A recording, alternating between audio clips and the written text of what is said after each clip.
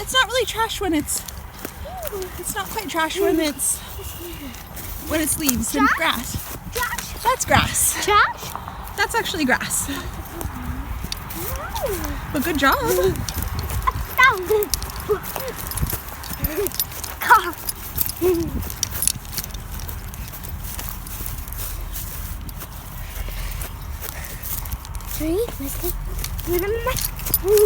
Are we gonna go see the fire hydrant and go home?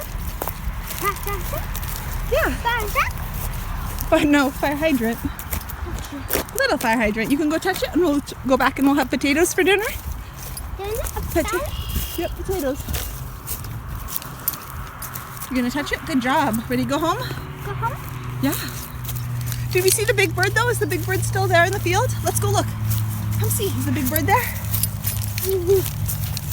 Is he there or did he fly away? Trash? Oh. Trash.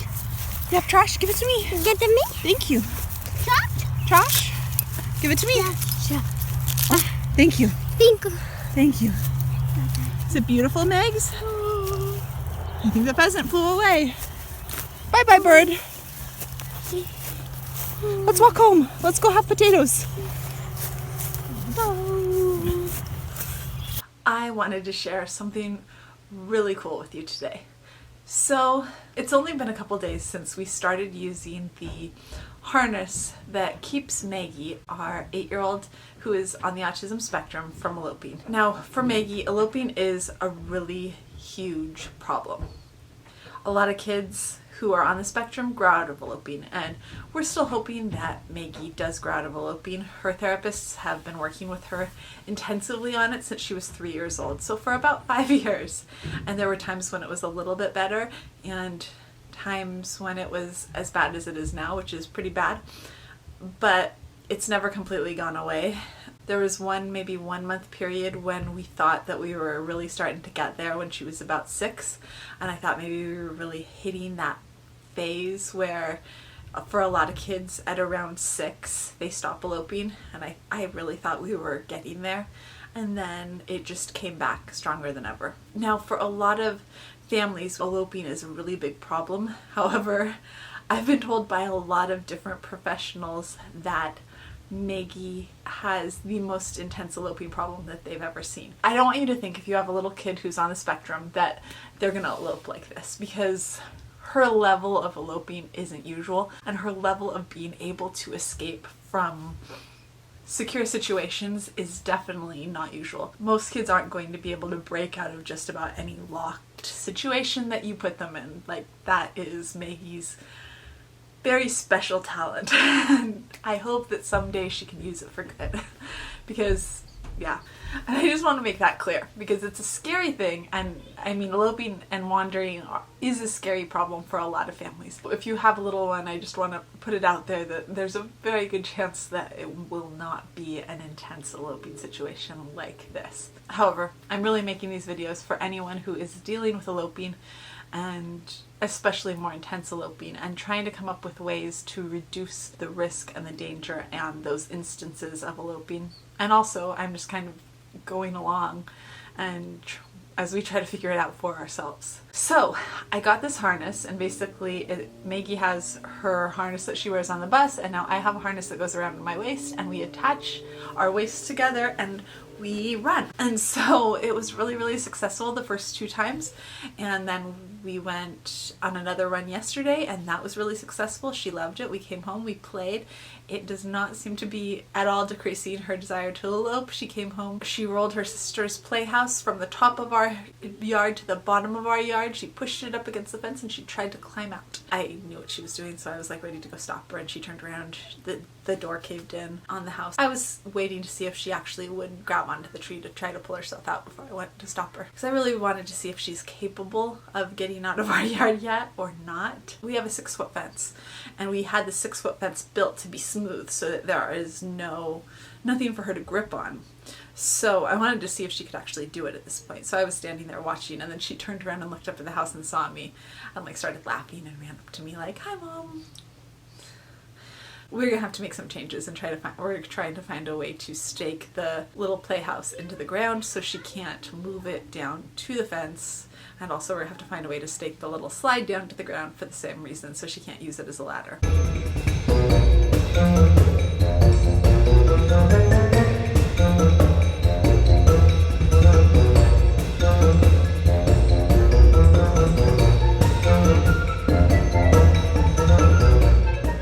So at this point, we're not seeing any reduction in eloping from this.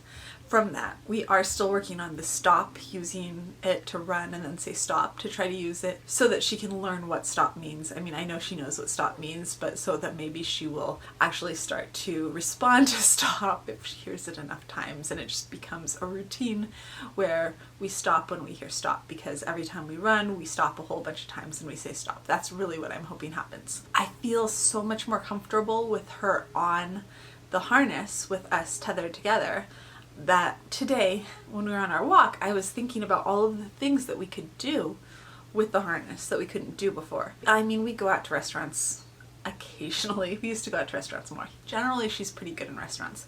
But as she gets too big for high chairs, in high chairs she would just be totally fine, totally focused on her meal. She wouldn't make sounds. She wouldn't be loud in restaurants. She'd generally just sit there silently and eat.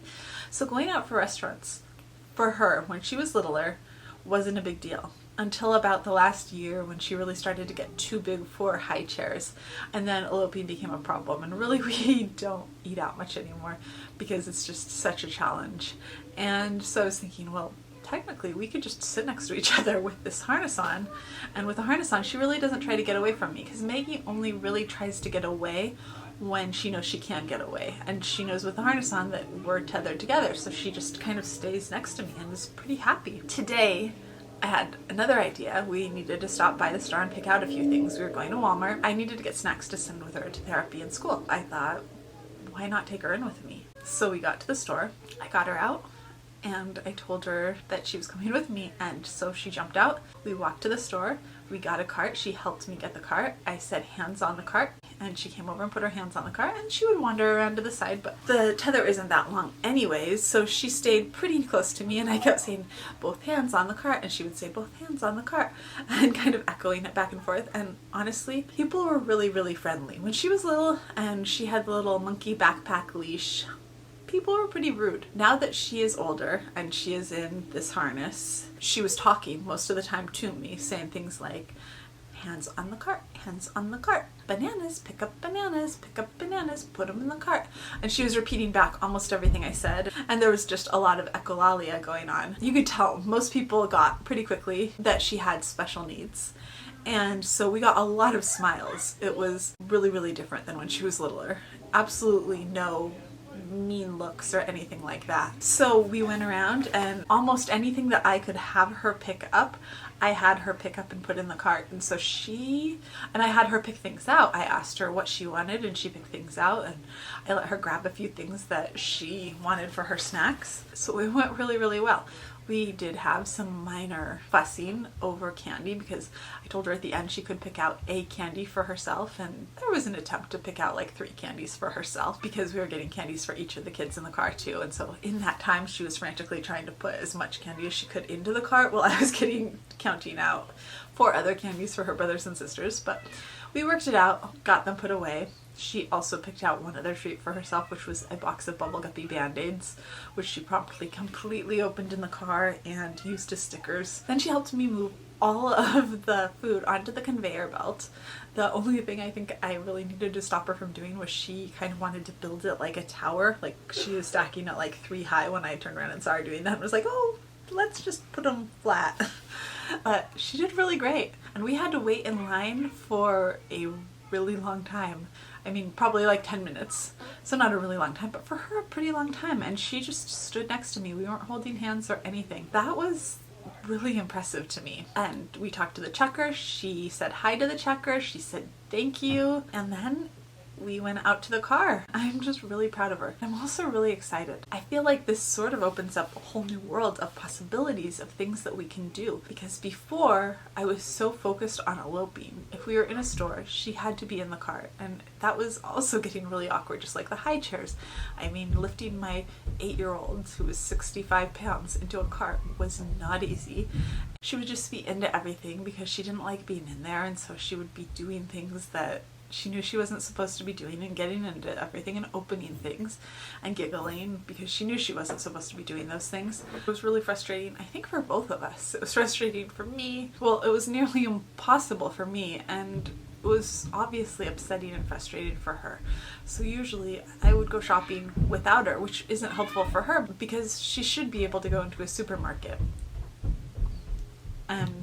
at least last for, 10 minutes, 15 minutes. I don't know how long we're going to be using this harness. I don't know if it's a long-term solution or a short-term solution, but I'm really excited for right now. And we also went on a 1.5-mile walk. There was some running, but after around half a mile of running, she mostly just wanted to walk around next to me and look all around us and kind of do her own little thing. So that was really cool too. It's really neat that she can do that now. That is it for today. If you like this video, we would love it if you'd give it a thumbs up, and if you're interested in all things autism, we would love it if you'd hit subscribe, and we'll see you tomorrow. Bye.